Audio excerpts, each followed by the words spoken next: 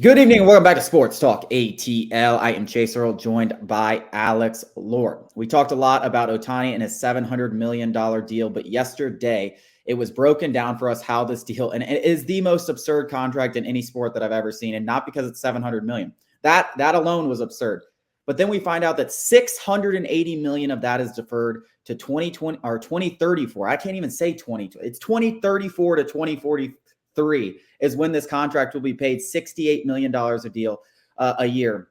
Over the next 10 years, he'll get paid $2 million. The CBT value on that, which is the luxury tax, and this allows the Dodgers not to go over the luxury tax and spend more on other players and not have to pay those penalties, which is just ridiculous, guys. I mean, it is flat out ridiculous. And I'm not saying it's ridiculous on the Dodgers end, or if anybody else was able to convince a player to do something like this, I'm not saying it's ridiculous because it's in the confines of the CBA and it is technically allowed and it's very clear. But the fact that this is allowed, the fact that this is somehow in there in the rules that you can do this is absolutely absurd, especially in a game where you already have, a soft cap, not a hard cap. It's bogus. It's BS. It's crap. It's very bad for the game of baseball. And it's not bad in the fact that the Dodgers cheated or anything like that. Like, I am not blaming the Dodgers here. I'm blaming baseball that they allow crap like this to go on. And now you have a team like LA who already spends more than everybody else. They already make more money. Everything already favors the big market teams in this sport because you do not have a hard salary cap like every other major sport. And then you're not only doing that, you're allowed to do something like this. It's disappointing. It's absurd. I'm not saying the Dodgers are cheating. It's just a bad look for Major League Baseball and everybody that doesn't know anything about baseball. Let's just say you're an NFL fan. They're looking at this and they're like, haha, like MLB is so stupid. How do they let that happen?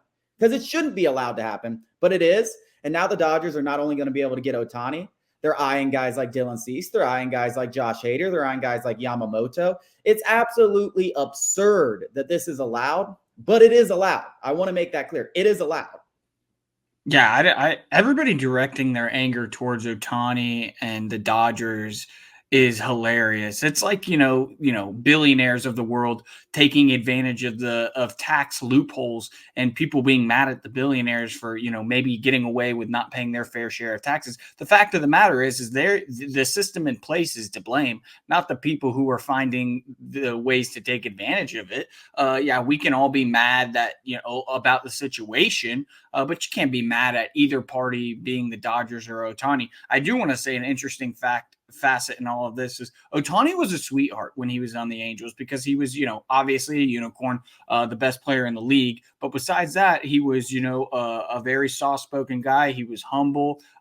It did help that the Angels were just terrible. So, like, nobody really hated the Angels. This has done a complete 180 on everybody. Unless you're a Dodgers fan, you probably don't like the Dodgers. You kind of resent the fact that Ohtani did this to help the Dodgers. You can still admire him as a baseball player. I still love the guy. I'm very excited that he's going to be a part of postseason baseball for the first time. But there's no arguing that the Yankees, the Astros, the Texans, the Braves fans of all these worlds of the world are going to be resentful of Ohtani for doing this deal. And to that case, this is not going to set a precedent because this is rare. The opportunity for this to happen again is going to be very, very rare. I can't even think of a word to describe it because rare is not it. First of all, Ohtani is going to make just about as much as anybody in baseball off the field.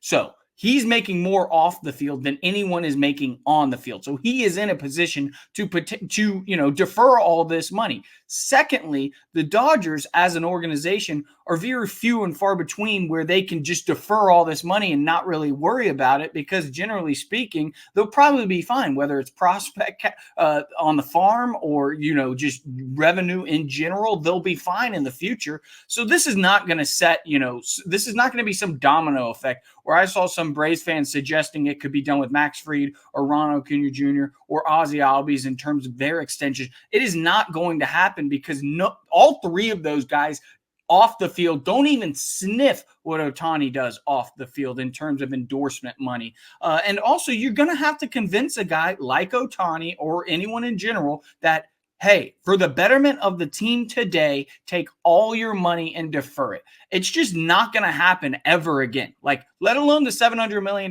deal, a deferral like this, which I think, I don't know what the deferral actually is, 20 million to 700 million. I mean, it's, more than 90% of it is being deferred. That's never going to happen again, ever.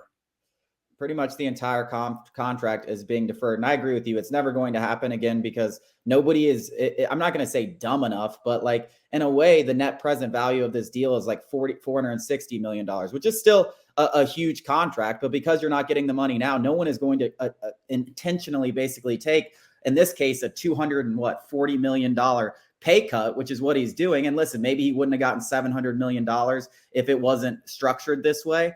But my biggest issue with the entire thing is the fact that this is deliberate manipulation of the CBT, which is the luxury tax balance, which is against the rules. And the MLB is just letting it slide because they have this rule in there for deferred payment where you can defer as much as you possibly want.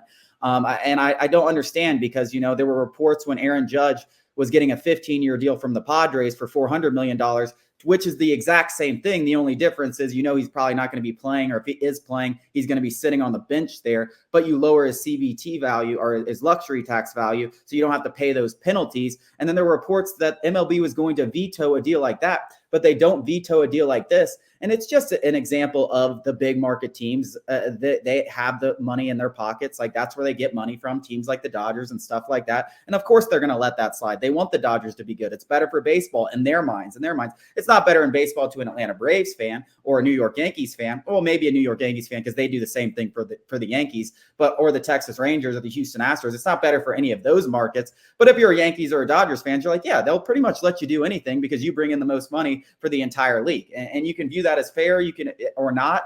But it's just it's a bad look. It's a bad look for baseball. And like I said, the Dodgers, I'm not blaming them. They this is a smart move for them. This is what they should have done. They basically get a $680 million interest-free loan on a player like Shohei Ohtani, who's going to make them money hand over fist over the course of this contract. And then when they have to pay $68 million in 2034 to 2043, they'll figure that out. But I'm sure they'll have enough money off what's going to happen in the next 10 years to pay that money. I mean, it's to pay that contract. It's weird. Baseball contracts have always been weird. The way that the luxury tax and the hard cap and all that stuff it is all super weird compared to other sports.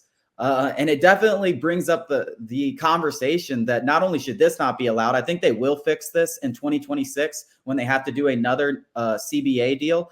But just in general, not having a hard cap or something and not having a floor. I mean, I think every team should have a floor. I think the Oakland Athletics should be required to pay $70-80 million to their players. And if not, then they need to sell the team, get an owner in there that will do it. And just like that, I think a team like the Dodgers, even the Braves this year, they're way over the luxury tax. There should be some sort of hard cap in the game to make it more of an even playing field. But that's a conversation that doesn't really matter today. It does not matter because this deal has gotten done. The Dodgers now, like you said, Shohei Ohtani has gone from one of the most beloved players in all of baseball to immediately probably one of the more hated players across the league. And this Dodgers team, listen, they are going to be the heel of baseball for the next decade plus.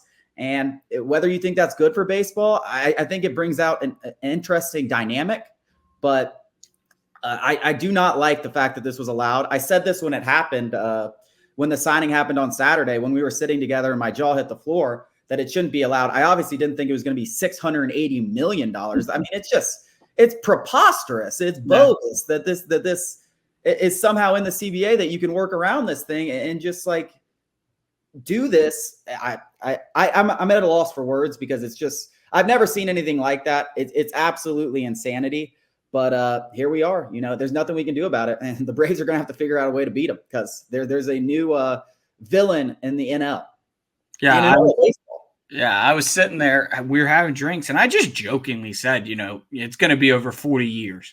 The 10 year, just the actual tenure of it, but it was going to be deferred payments for the next 30 years after that. And little did I know that it was even worse than that in terms of, for fans of baseball. But I think that, we all talked about, me and you specifically, I'm mentioning, we harped on the Braves being a possible landing spot for Shohei Ohtani because of the Braves are a publicly traded company. The big wigs up top are, doing dotting I's, crossing T's about what kind of an investment it would take in Ohtani to bring him here, and then the return on investment. The Dodgers calculated similar risk and similar things like that. With this, they can not only reinvest the money, the revenue that they take in from the Ohtani jersey sales, the TVs are going to skyrocket, all the ticket prices, everything. They're just going to make more money across the board. They reinvest that. They're going to end up making so much money on this Ohtani deal because, like you said, they're not actually invested in $700 million when you take the net present value. It's somewhere around $460 million. When you take into account all of that, and then you can reinvest it in the team, especially if they win a World Series or multiple World Series, they're going to be making a killing on this Ohtani contract. Like it'll pay for itself. Oh, without a doubt. It's pretty disgusting if you're not a Dodgers fan. But let's go from a bad story to a good story. Tommy DeVito leads the Giants to another win on Monday Night Football.